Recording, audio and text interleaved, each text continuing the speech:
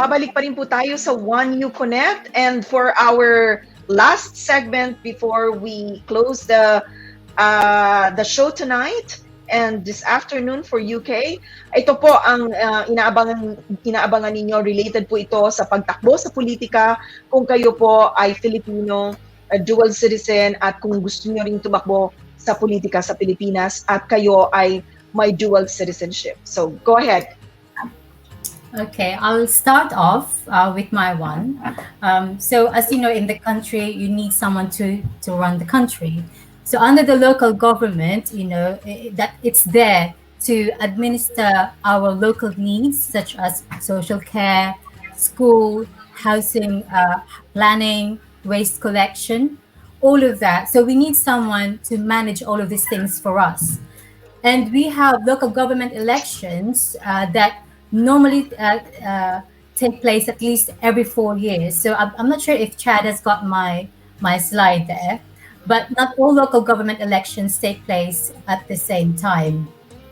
Now, your local government will do one of the following: elect all the local councillors every 4 years, elect half the local councillors every 2 years, or elect 1/3 of the local councillors every year for 3 years and hold no elections in the 4th year.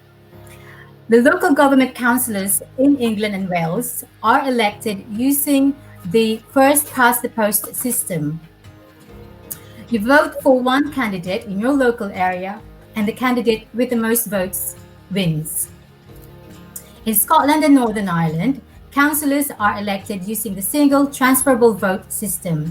You rank the candidates in an order of preference. So like Mayor Cynthia Barker, what do you need to do? What requirements you need to meet?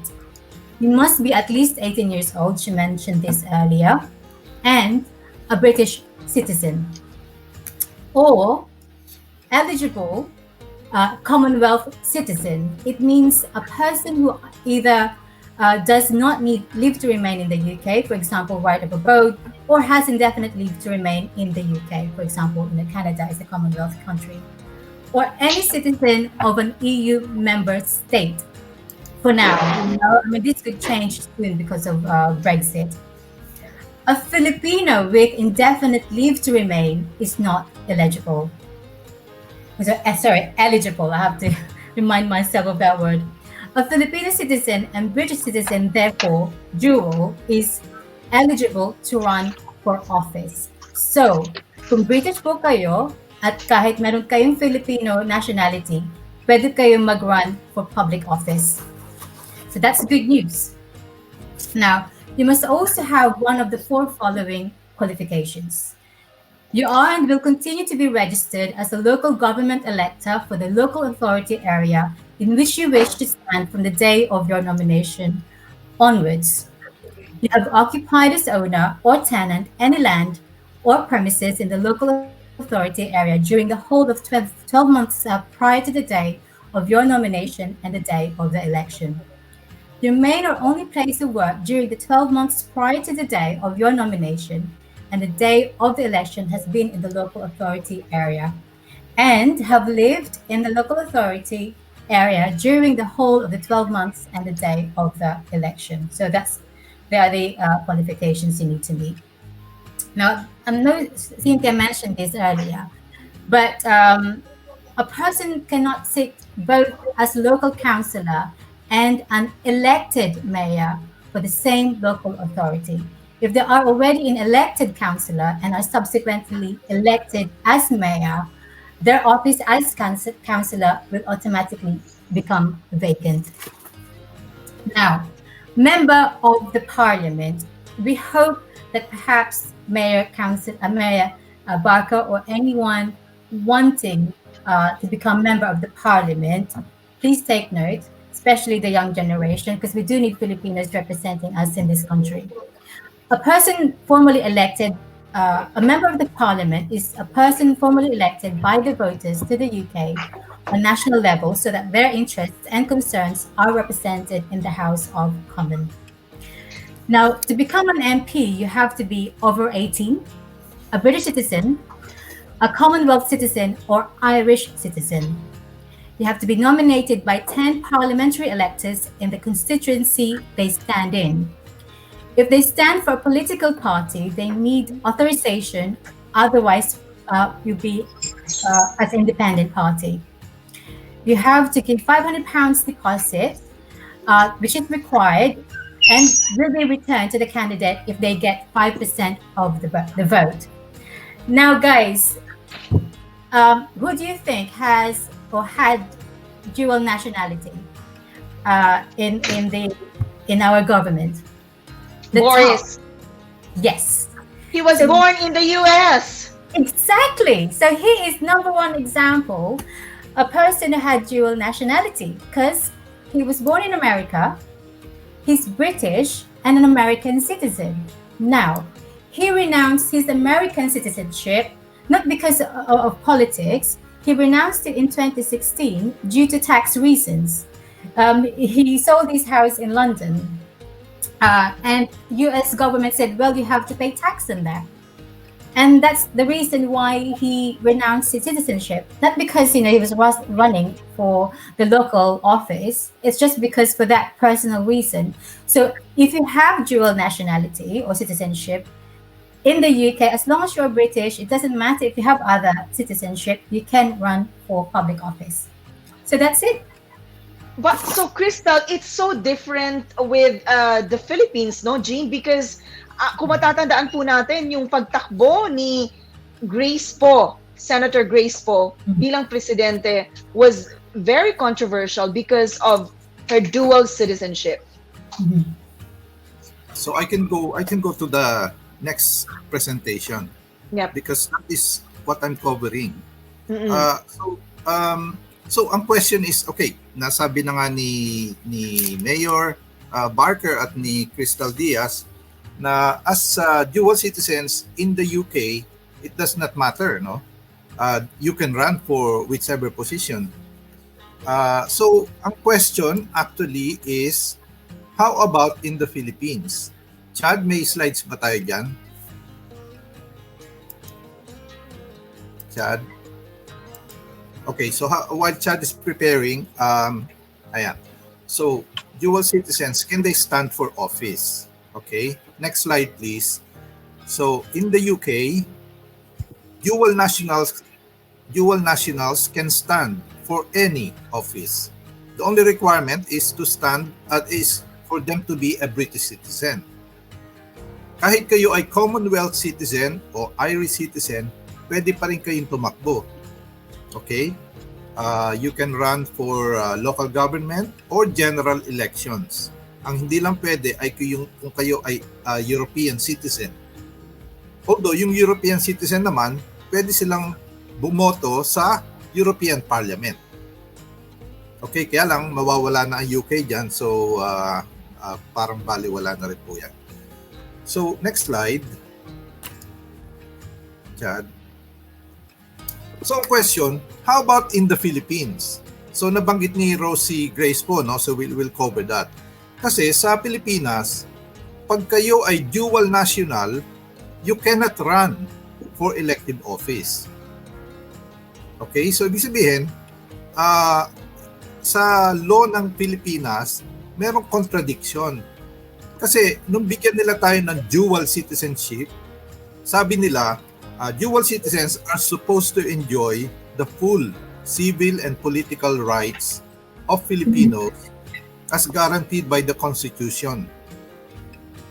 Pero, sa totoo lang, pag kayo ay tatakbo for office, kailangan muna nyong i-renounce nyo yung yung foreign citizenship ninyo.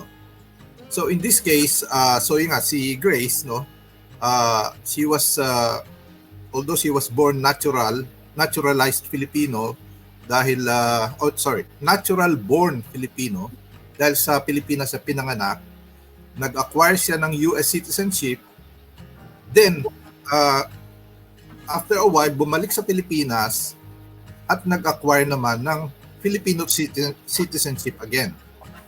Okay, so, but may mga questions kasi doon. So, balik tayo doon, ha. So, teka muna. So dun sa, sorry, yung previous one please, Chad. So ang question nila dito is kung kayo, susunod please, next one. So if you're a dual national and you want to run for office, ay hindi yan, yung may isa pa. Anyway, sige, basahin ko na lang. So kung kayo ay tatakbo, kayo ay dual national, you have to make a personal and sworn renunciation of any and all foreign citizens before any public officer authorized to administer an oath. So kailangan po ay parang notary public siya. Hindi pwedeng basta sinabi niyo sa British Embassy o US Embassy. Affidavit siya. Okay? So, then, sino yun? So, ang question ngayon, bakit ganun ang batas natin? Diba? Kasi ang overseas Filipinos are a major contributor to the Philippine economy. Ang pinapadala nating financial remittances estimated in 2019 ay US dollars 33.5 billion. Ang laking pera po niyan. So tayo nagsusupport sa kanila, pero hindi tayo pwedeng basta tumakbo ng posisyon sa Pilipinas. Bakit ganon? Ang mga overseas Filipinos, they are professionals, they're competent in whatever they do. So why can they not assist in running the country? And then, actually sabi nga ni Greg Macabenta, isang very active US Filipino, sabi niya, shouldn't we have a say in the governance of a country that we are supporting with our hard work and long distance devotion? So, ibig sabihin, bakit ganon ang treatment nila sa overseas Filipino? Binigyan na nga ng dual nationality at sabi may full civil and political rights. Pero kung gustong tumakbo, kahit local position lang siya, kahit president, kailangan munang itakwil niya ang, halimbawa tayo, British citizenship. At of course, kailangan may residence sa Pilipinas. And then so, numbers, yung susunod na slide, so si Senator Grace po, just to go back, nagkaroon siya ng problema dahil nung tatakbo siya, lalo na pagka-presidente, yung COMELEC dinisqualify siya dahil sabi hindi siya nga natural born Filipino. Kasi si Duterte, President Duterte, sabi niya adopted lang yan, hindi siya natural born. Pero sa kabutihang palad, ang Supreme Court ay nag-side kay Senator Grace Poe. May isa pa pong example sa Australia naman, si Vice Mayor Teodora Sobejana Condon, ano po siya, so yung renounce niya yung Australian citizenship niya, ang alam ko sa Embassy ng Australia, pero hindi po siya nagpunta sa Notary Public. So nanalo siya bilang mayor, pero dahil napatunayan na hindi siya nag-swear ng oath, ay natanggal po siya at pinalitan ng local councilor. So yan po. So just to summarize, pwede kayo sa UK tumakbo. Of course, sa ibang bansa, ganun din. US, I think, wag lang president yun, no? Kasi ano ba, si Arnold Schwarzenegger, naging governor yan, pero dual citizen siya. US at Austrian. Okay? Yung nga lang problema sa Pilipinas, although technically meron tayong civil and political rights, pag tayo ay tatakbo ng posisyon, medyo iba na ang usapan. Hindi po pwede itakwil niyo na ang inyong foreign citizenship. Rose. Go ahead, Crystal. So my question then, is it because of what they're questioning the commitment or the loyalty to the country? That's why they had to renounce their foreign nationality. Is that the reason why, do you think? Well, I think that is part of the reason, no, that Mm. they're saying na if you have a citizenship with another country, divided yung loyalty mo. And I Mhm. think this is where the I don't know if you've heard the term cricket test.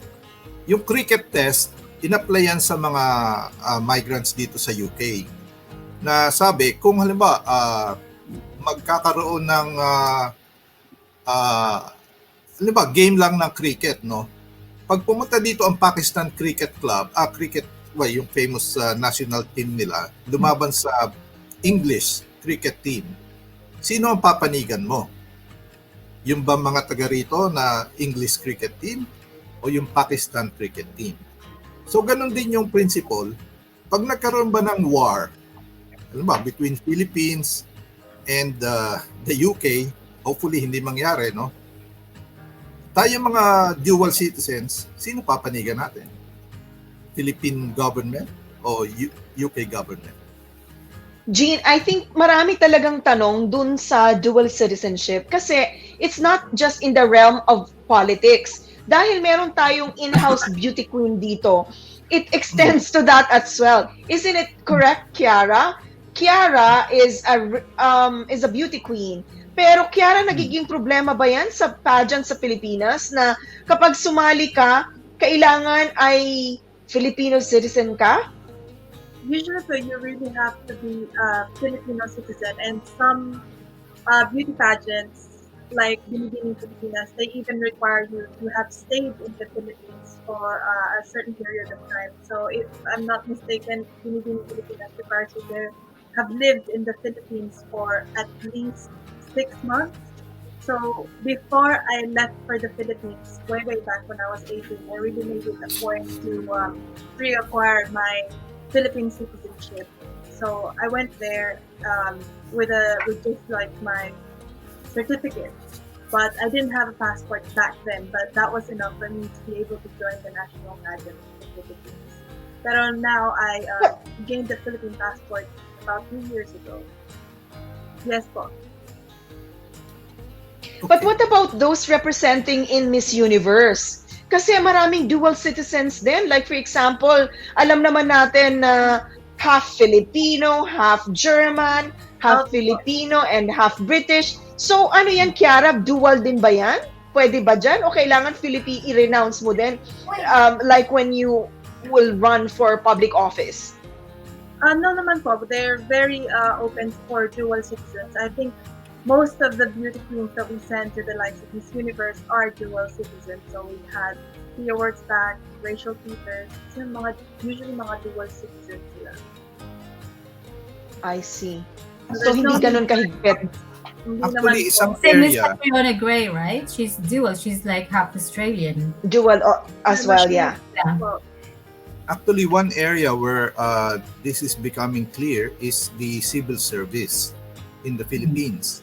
So before the new administration, dual nationals could actually work in Philippine government. But now they said, no, you cannot work in Philippine government if you have a foreign citizenship.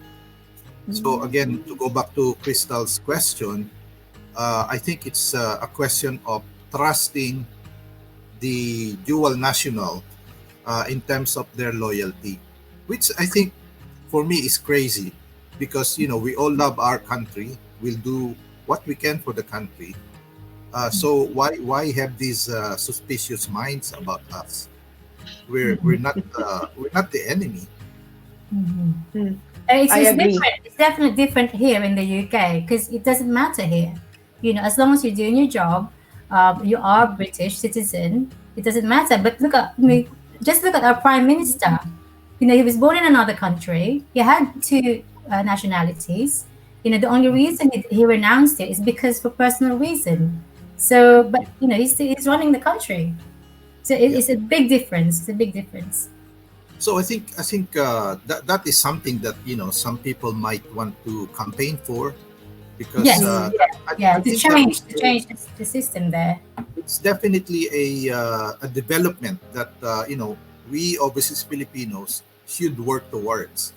To have full representation wag lang words kasi saying like calling us the bayani of the country, pero it's empty kasi yung ganung salita. So hopefully may mag-start na ganyang campaign. Rose.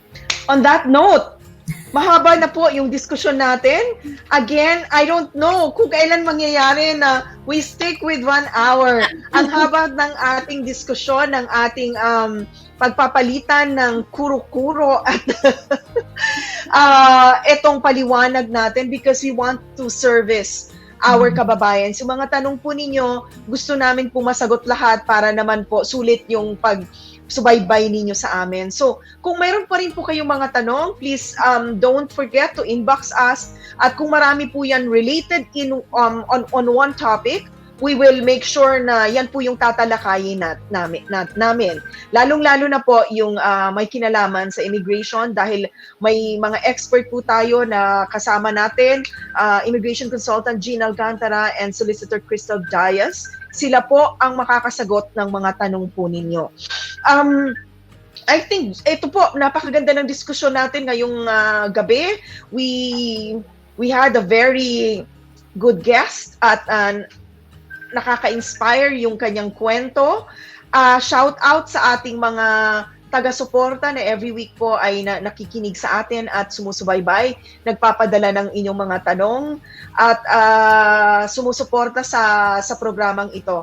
We're very proud na interview natin si Mayor Cynthia Barker when she was deputy mayor, and she allowed us to have a peek into her daily life at that time when she was deputy mayor.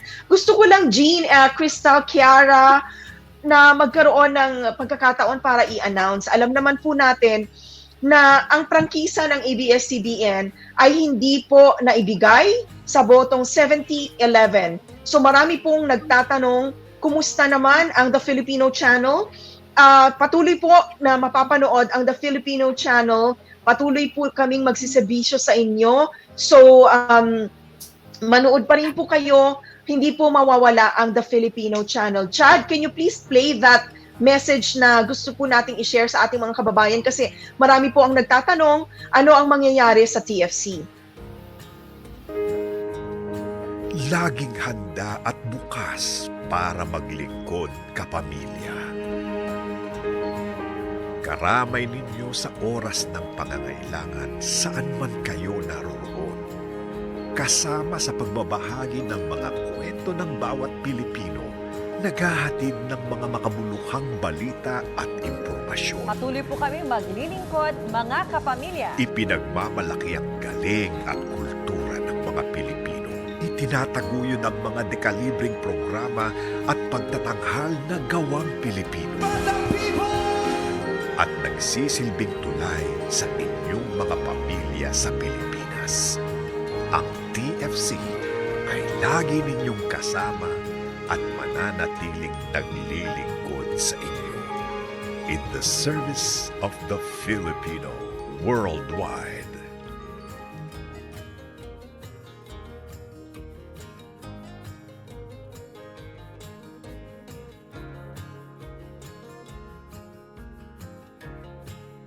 Mapapanood ninyo sa social media ang mga programa ng ABS-CBN. Ako po ay bahagi ng news department, integrated news and current affairs ng ABS-CBN, at si Kiara rin ay bahagi ng The Filipino Channel. So yan lang po yung gusto naming i-anunsyo matapos po itong botohan nitong nakaraang Biyernes. So mga kababayan, magkikita-kita pa rin po tayo next week sa 1U Connect.